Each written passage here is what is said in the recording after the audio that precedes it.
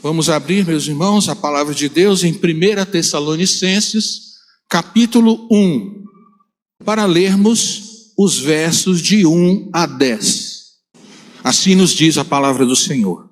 Paulo, Silvano e Timóteo, a igreja dos Tessalonicenses, em Deus Pai e no Senhor Jesus Cristo, graça e paz a vós outros.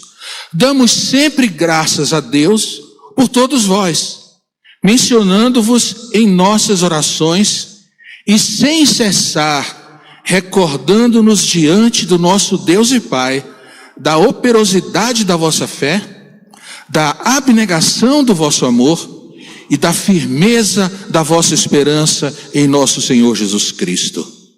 Reconhecendo, irmãos amados de Deus, a vossa eleição, porque o nosso evangelho não chegou até vós tão somente em palavra, mas sobretudo em poder no Espírito Santo e em plena convicção, assim como sabeis ter sido o nosso procedimento entre vós e por amor de vós. Com efeito, vos tornaste imitadores nossos e do Senhor, tendo recebido a palavra, posto que em meio de muita tribulação, com alegria do Espírito Santo, de sorte que vos tornastes o modelo para todos os crentes na Macedônia e na Acaia. Porque de vós repercutiu a palavra do Senhor, não só na Macedônia e Acaia, mas também por toda parte se divulgou a vossa fé para com Deus, a tal ponto de não termos necessidade de acrescentar coisa alguma. Pois eles mesmos, no tocante a nós, proclamam que repercussão teve o nosso ingresso no vosso meio, e como, deixando os ídolos, vos convertestes a Deus, para servirdes o Deus vivo e verdadeiro, e para aguardardes dos céus o seu Filho, a quem ele ressuscitou dentre os mortos, Jesus, que nos livra da ira vindoura.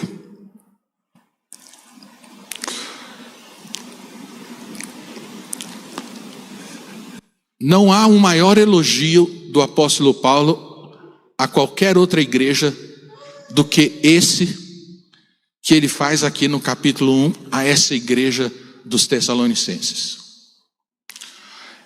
É claro que Paulo vai escrever tanto na primeira quanto na segunda algumas instruções, algumas admoestações, mas nos impressiona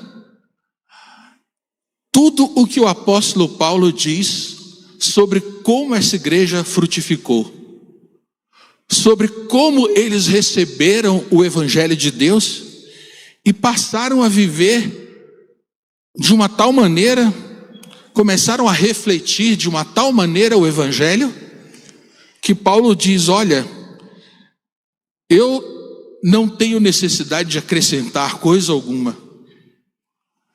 O testemunho de vocês,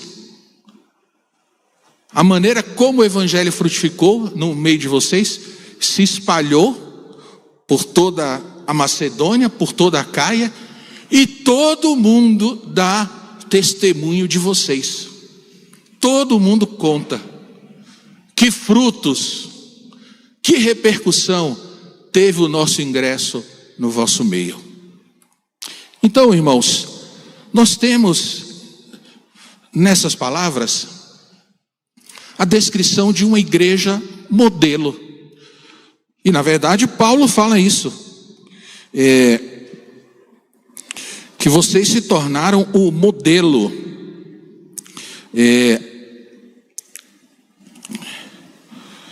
Não estou achando aqui exatamente o versículo, mas já que Paulo diz que essa igreja é um modelo, então nós, Primeira Igreja Batista de Americana, completando pela graça de Deus 84 anos, vamos voltar aos fundamentos de uma igreja evangélica. Vamos voltar à base de como deve funcionar uma igreja cristã. Vamos voltar à essência de como o evangelho deve atuar no nosso meio, que frutos ele deve promover no nosso meio, porque, meus irmãos, nós sabemos que o tempo, ele desgasta a nossa vida cristã, ele corrói aos poucos o nosso relacionamento com Deus, o nosso primeiro amor, não é? Aqueles de nós que têm esse privilégio de ter vivido anos, não é? Temos aqui os descendentes dos fundadores, pessoas que acompanharam todo o começo da igreja. Nós sabemos que uma longa vida cristã, é claro que é a maior bênção que alguém pode receber, mas acontece que frequentemente nós temos que sacudir a poeira e fazer aquilo que o próprio Jesus pede de nós. Voltem ao primeiro amor, voltem ao início, revejam as suas vidas, revejam a sua caminhada, porque Cristo é tão maravilhoso que Ele é digno de ser amado com o melhor amor, com o mais profundo, com o mais ardente amor, com o primeiro amor. Então nada melhor para nós que fazemos 84 anos de caminhada do que revermos, não é, a nossa vida, medirmos a temperatura do nosso amor pelo Senhor Jesus Cristo. Então vamos fazer isso agora, olhando para os versos 9 e 10, porque Paulo diz que de toda parte ele recebia esse testemunho, pois eles mesmos, no tocante a nós, proclamam que repercussão teve o nosso ingresso no vosso meio. Isso aqui significa, em outras palavras, o que o evangelho fez entre vocês? Qual foi o impacto que a pessoa de Jesus Cristo causou em vocês? Então vamos pegar, em primeiro lugar, essa colocação de Paulo. E como, deixando os ídolos, vos convertestes a Deus. Então essa é a primeira característica de uma igreja modelo, de uma igreja no Novo Testamento abençoada. Ela é feita, como foi dito hoje pela manhã pelo pastor Adriano, não por divisão, não é? Não por um planejamento humano, administrativo, empresarial, mas ela começa com pregação do evangelho e atinge pessoas que passam pela maior transformação de vida que alguém pode passar. E essa transformação começa assim: deixando os ídolos, vos convertestes a Deus. É possível que algumas pessoas, ou até algumas famílias, que já participaram ou participam dessa igreja, vieram de religiões, não é? Onde outrora se curvavam diante de ídolos. Bem, quer tenha sido assim, quer não, a verdade é que a essência da nossa rebeldia contra Deus, todos nós, a essência da nossa rebeldia contra Deus é a mais pura e grosseira idolatria. É isso que caracteriza uma vida distante de Deus. Mesmo que nós não tenhamos nos prostrado diante de imagens, mas acontece que o homem sem Deus, ele só tem um Deus, Ele mesmo. Nós estamos no trono do nosso coração e somos os senhores das nossas almas, até que Jesus Cristo venha por misericórdia e nos derrube dali e sente no trono da nossa existência. Mas até que isso aconteça, nós somos simplesmente idólatras. pessoas que realmente não têm outro objetivo na sua vida a não ser satisfazer os nossos próprios desejos, ir atrás dos nossos próprios sonhos e jamais considerarmos a pessoa de Deus nas nossas vidas. O Salmo 14 diz que o ímpio diz no seu coração: não há Deus, não há Deus. Essa decisão de dizer que não há Deus, ela não é uma característica, por exemplo, de pessoas que se dizem ateus, não é? A pessoa ela se diz um ateu, quer dizer, ela não crê em Deus, ou é um agnóstico, ela não sabe dizer se Deus existe. Olha, a verdade é que não existe e jamais existiu qualquer um ateu sincero. Não. Todo mundo, todos os homens já nascem com o conhecimento do Senhor Deus nos seus corações. Não é isso que Paulo diz em Romanos capítulo 1? Tendo conhecimento de Deus, né? Tendo conhecimento de Deus, não o adoraram como Deus, recusaram a Deus. E é isso que essas pessoas fazem. O não crer em Deus não é um estado de mente em que a pessoa não sabe realmente se existe ou não. Não, é uma decisão do coração. Não há Deus, não há. A pessoa impõe a ela mesma.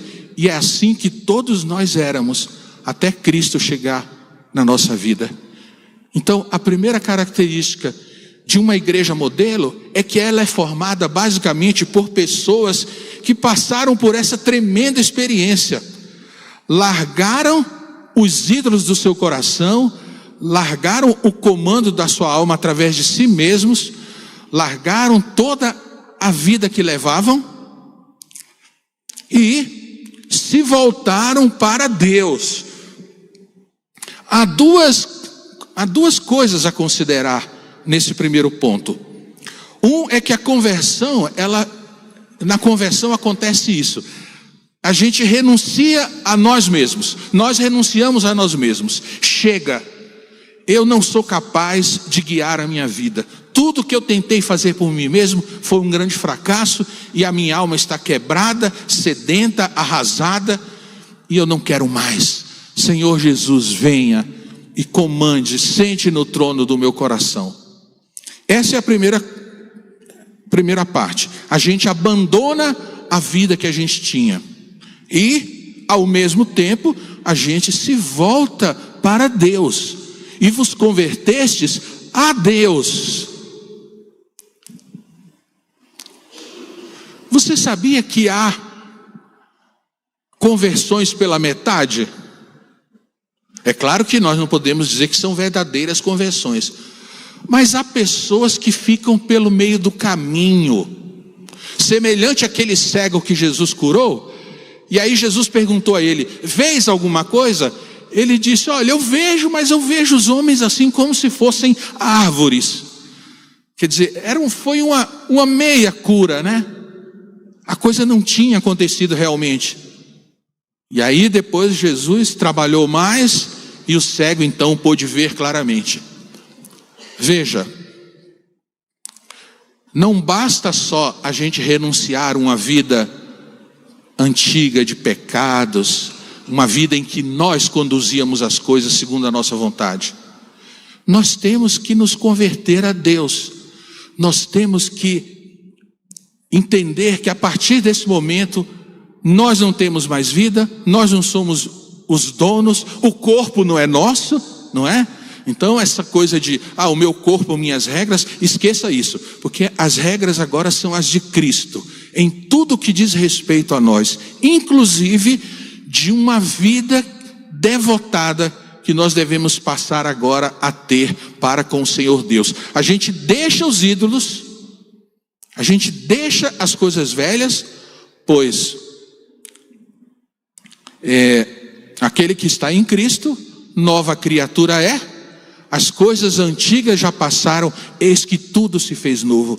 Então, você deve encontrar na sua história, na história da sua vida, esse segundo movimento da conversão.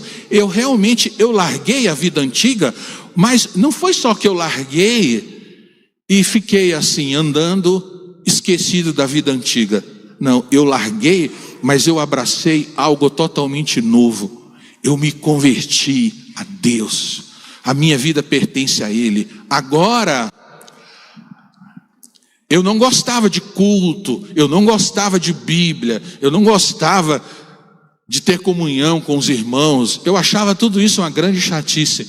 Mas olha, depois que Cristo entrou no meu coração, alguma coisa aconteceu que agora eu estou gostando disso. É exatamente assim que acontece. A gente passa a gostar dessas coisas. Aquilo que antes não nos atraía nem um pouco, passa a ser o desejo do nosso coração. Não, eu gosto da Bíblia, eu gosto de ouvir a palavra, eu gosto de adorar a Deus no culto, eu gosto de estar com os meus irmãos. Então, é vida nova. É uma dedicação a Deus que pode ser observada por nós. Veja, depois de 1 ano, 2 anos, 3 anos, 5 anos de conversão, nós devemos poder olhar para trás na nossa vida e constatar o seguinte: realmente eu mudei, realmente eu abandonei pecados, eu abandonei práticas da velha vida, realmente eu sou uma nova pessoa. Claro que a gente pode passar um tempo, não é? Infrutífero. Isso pode acontecer com a gente. A gente pode passar tempos infrutíferos na vida cristã. Mas se realmente houve essa conversão, nós precisamos poder observar: eu tenho crescido na fé. Eu tenho crescido. Realmente alguma coisa nova está acontecendo. Se você está há 3, 5, 10 anos e continua exatamente do jeito que você entrou, meu irmão, você precisa rever essas coisas. Porque em Cristo é vida nova. A diferença precisa aparecer. A nossa santificação precisa se mostrar palpável a nós e aos nossos irmãos também. E sabe quem são as melhores pessoas para dizer se você tem crescido na graça? A sua esposa, os seus filhos, o pessoal de casa, não é? É porque em casa não tem jeito, nós somos o que somos. Então, é sempre bom o marido perguntar para a esposa e vice-versa: você tem achado que eu tenho crescido na graça, que eu tenho desenvolvido na vida cristã? Muito bem. Então, uma igreja modelo é feita de pessoas convertidas, cuja conversão é observável. É claro que ninguém pode ver o coração a não ser Cristo, mas a gente deve levar uma vida que deve causar nos nossos irmãos a possibilidade de testemunhar: não, fulano realmente ele mudou, ele é um crente, ele está crescendo na graça. Segunda coisa: deixando os ídolos vos convertestes a Deus, para servirdes o Deus vivo e verdadeiro. Então, por que será que Deus converte alguém? Por que será que essa coisa maravilhosa acontece na vida de uma pessoa? Será apenas para que então a pessoa tenha um novo rumo na sua vida, ela encontre sentido na sua existência, ou ela possa então, ela pode saber que agora ela pode almejar o céu, porque ela vai ganhar o céu? É para isso que nós somos salvos? Apenas a salvação é apenas uma coisa que nos acumula de bens espirituais e só isso? Não. Nós somos convertidos, nós deixamos os ídolos e nos convertemos a Deus para o serviço do Deus vivo e verdadeiro. Sabe, irmãos, é muito triste quando na vida da igreja os líderes têm quase que implorar para que os crentes façam as coisas que precisam ser feitas. É muito triste quando numa comunidade há pessoas que apenas assistem às coisas, que apenas se sentam e observam, né, as coisas acontecerem. Meia dúzia de pessoas só levando o cargo inteiro de uma igreja, apenas meia dúzia. E essa meia dúzia vai acumulando cargo sobre cargo. Por quê? Porque só eles fazem. É muito triste. Então veja, uma igreja modelo é feita de gente que entende que foi convertida, foi chamada, e a ele foi dado mais esse privilégio: servir ao Deus vivo e verdadeiro. Você tem servido, meu irmão, ao Deus vivo e verdadeiro? Veja, porque a salvação, a vida cristã, não é como um ônibus confortável em que você se senta e pronto, aguarda um pouco mais que você vai chegar no céu. Claro que não, não é? A gente se converte para servir. É nossa alegria, é bênção para nós, é o nosso privilégio. Porque Deus não precisa de nada, nem de ninguém. Olha, o Senhor Deus, com uma palavra, Ele poderia fazer tudo o que a igreja cristã vem tentando fazer há 2000 anos, com uma palavra só. Mas acontece que a salvação é algo tão maravilhoso, que além de nos salvar, Ele ainda estende a mão e diz assim: você não quer participar da expansão do meu reino no mundo? Sim, Senhor, eu quero participar, eu quero te servir, eu vou fazer o que precisa ser feito. Uma igreja de Cristo nunca funciona melhor como um corpo que funciona através de dons e talentos. Qual é o seu dom? Qual é o seu talento? Muito bem, então chegue para os líderes da igreja e diga: pastores, diáconos, o que eu posso fazer? Olha, eu tenho essa habilidade, eu posso servir a igreja com essa habilidade, e eu tenho certeza que para todo mundo vai existir uma maneira de você servir a Deus na sua comunidade. Ah, sim, e não dá para servir a Deus em casa, tá? Então esse negócio de, não, eu assisto o culto aqui de casa mesmo, não, eu oro aqui e tal, não. A igreja cristã, ela é um corpo vivo, e a maioria das bênçãos espirituais que nós recebemos, o verdadeiro crescimento que nós recebemos é no encontro com os irmãos, é na comunhão. No Salmo 133, há aquela figura linda, né? Oh, como é bom e agradável viverem unidos os irmãos. Que maravilha, e é mesmo, não é? É como óleo sobre a cabeça de Arão que desce para a barba, para as vestes. É lindo tudo isso. E o final do Salmo é mais bonito ainda e mais poderoso, porque diz: ali ordena o Senhor a sua bênção. Ali aonde? Na reunião do povo de Deus, na congregação. Eu tenho certeza que há muitos membros dessa igreja que não vieram hoje numa comemoração linda dessa, não é?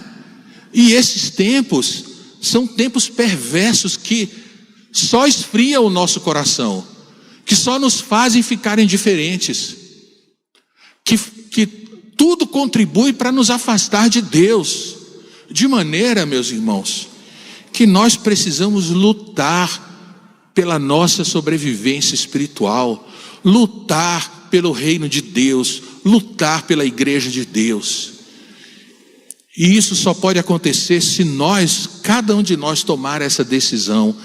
Eu sei que eu fui salvo, não para cruzar os braços e apenas receber os benefícios de Cristo, mas a mim foi dado também um privilégio de ajudar no crescimento desse reino. Eu vou trabalhar, eu vou fazer alguma coisa. Pastor, em que eu posso ajudar?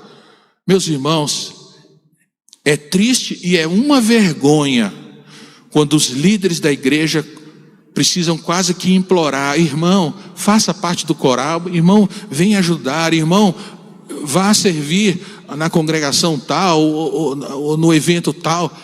É uma vergonha para o evangelho quando os crentes precisam ser adulados para fazer a obrigação deles. E uma obrigação que eu digo a vocês, acima de tudo, é um privilégio. É um privilégio.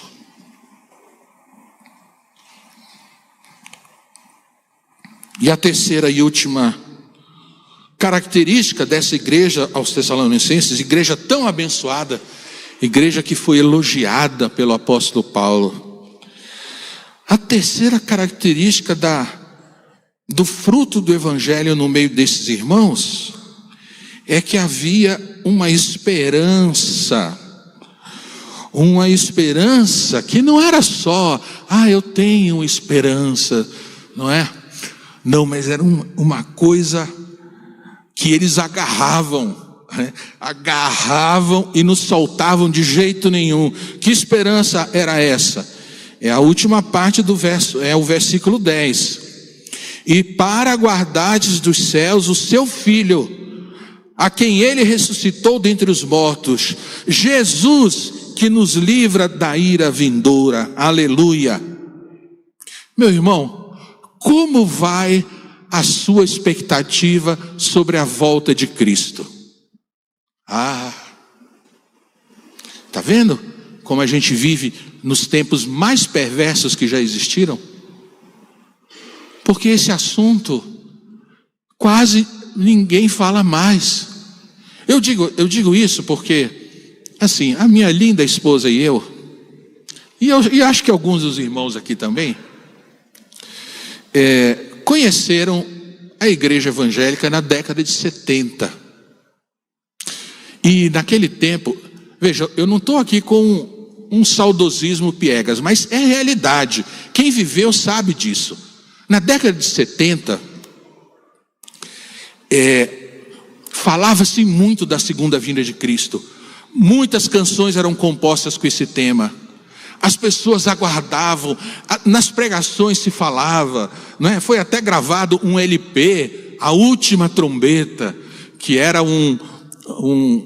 tipo uma peça, uma representação feita sobre a segunda vinda de Cristo, e tinha uma trombeta que tocava lá. Bem, esse LP, né? Quem não sabe o que é LP, pergunte para o seu pai ou para o seu avô. Esse LP, A Última Trombeta, assustava muitas pessoas, né? Porque era muito realista. Bem, sem entrar no mérito da questão de qual era a visão escatológica desse LP, o fato é que o assunto da segunda vinda de Cristo naquela época era uma coisa muito viva na igreja, mas eu não ouço sobre isso nas nossas igrejas atualmente, não ouço quase nunca. Então, isso mostra o quanto nós estamos secularizados.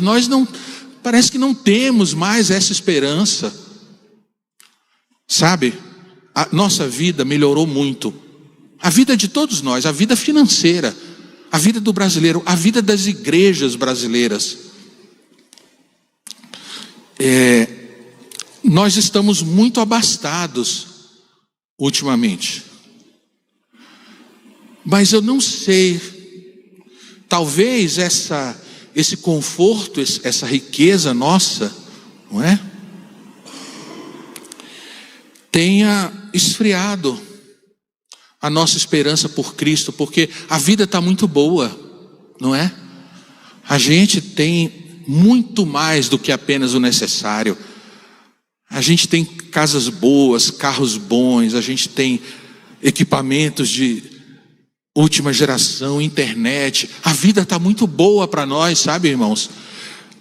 Se a gente pudesse falar com as pessoas daquela primeira foto lá. E se a gente fosse olhar o nível de vida material que aqueles fundadores tinham, nós observaríamos que eram muito diferentes dos nossos. Muito. Eram pessoas simples. Olha lá. Até o tipo de roupa, né? Olha. Geralmente havia muita roupa branca. Quase não tinha roupa colorida. Era uma vida muito difícil. Qual é a década aí? 30? Década de 30. Uma vida muito difícil. Hoje nós somos muitíssimo abençoados por Deus. Veja, tudo isso aí são bênçãos de Deus, sim.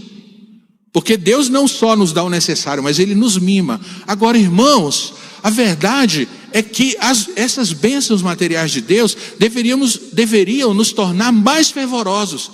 Mas infelizmente a gente anda meio mole, não é? A gente anda meio acomodados, a gente anda meio satisfeitos com tudo. E a gente não cogita mais, por exemplo, olha, de repente a gente pode começar a ser perseguidos. De repente pode haver ordens para fechar a porta da igreja. De repente a gente pode começar a viver a grande tribulação, não é? Então, o fato é que a gente esqueceu que uma parte vital da vida cristã é a esperança na volta de Cristo. Afinal de contas, a gente está passando, nós somos peregrinos, nós somos uma erva que nasce hoje e amanhã já seca, não é? É isso. Eu mesmo ontem fui dormir com 20 anos, hoje acordei com 63, foi assim ó, rapidão, rápido, e a vida da gente passa, e tudo nesse mundo vai passar e vai ficar, e a gente só vai levar com a gente aquilo que a gente fez na obra de Deus. É só o que a gente vai levar dessa vida, é o que a gente semeou para a vida eterna. Então, os tessalonicenses aguardavam dos céus o Filho de Deus, a quem Ele ressuscitou dentre os mortos. Eles tinham essa confiança e eles tinham essa gratidão, porque é Jesus que nos livra da ira vindoura. Sim, aos crentes, a ira de Deus foi suportada por Cristo na cruz.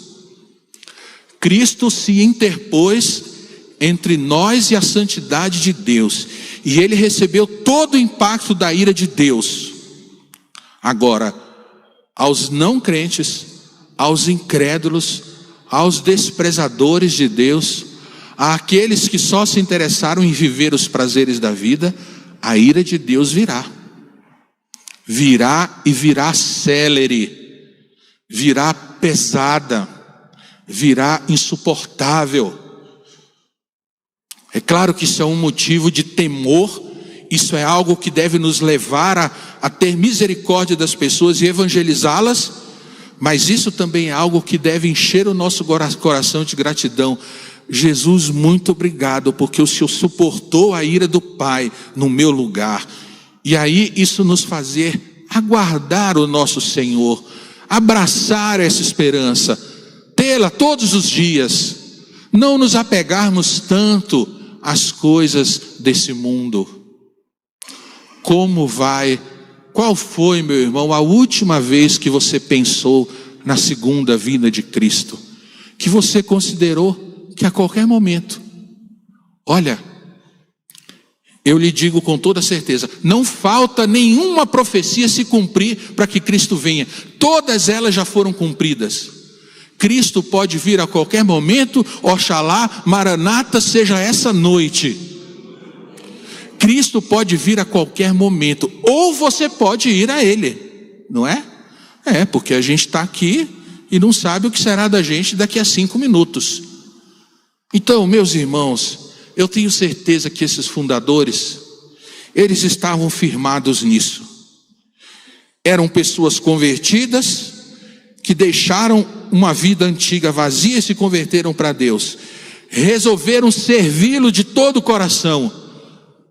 E por isso aqui foi construído. E também eram pessoas que aguardavam.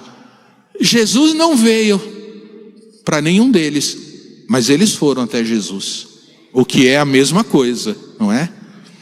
Então, era essa palavra que eu queria trazer aos irmãos nessa noite. Que vocês se animem e sigam o exemplo dos Tessalonicenses, e que assim, meus irmãos, nós prossigamos trabalhando, servindo ao Senhor, evangelizando, dando o nosso melhor. Vale a pena, vale a pena. Eu encerro só com essa colocação. Olha, o galardão que nos espera é tão desproporcional ao pouco que a gente fez, que quando a gente chegar na presença de Cristo, Ele disser: oh meu filho, bem-estar, servo bom e fiel, há muito tempo que eu te esperava. É isso que nós vamos ouvir de Cristo. Eu estava ansioso para que você, não é? Porque foi isso que Ele disse aos seus próprios discípulos. Olha, lá na oração sacerdotal: eu quero que onde eu esteja, vocês estejam, para que vocês vejam a minha glória. Então, você sabia que Jesus anseia para que você vá para Ele? Jesus anseia pela sua morte, meu irmão. É verdade. Ele anseia pela sua presença, porque Ele quer mostrar para você. Mas o galardão vai ser assim: bem-estar, servo bom e fiel. Foste fiel no pouco? Olha o que eu preparei para você. E quando a gente olhar, a desproporção será absurda.